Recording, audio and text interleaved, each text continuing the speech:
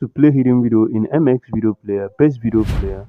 Now to play hidden video in MX video player, let's dive into the tutorial. Try to read the MX video player here.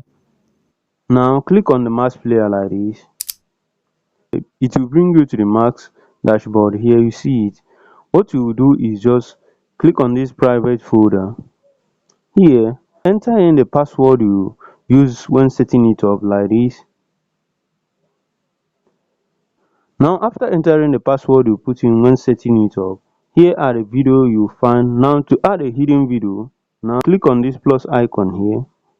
Here slide to the place you kept the video here. Now what you will do is just click on the video like this. Now click on add now.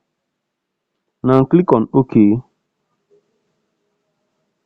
Here it will ask you to select the folder you want to hide it into, but it won't show outside this folder. It won't show even if you check it using other file manager. What you do here is now click on OK here. Now click on allow. As you can see, it is moving to the hidden file. Now what you will do is just re-enter the password here. As you can see, you see the hidden video. I hide it here. You see it. See, now you can play it just by clicking on it. You see it.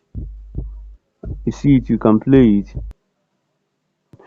That's how to play hidden videos in MX player.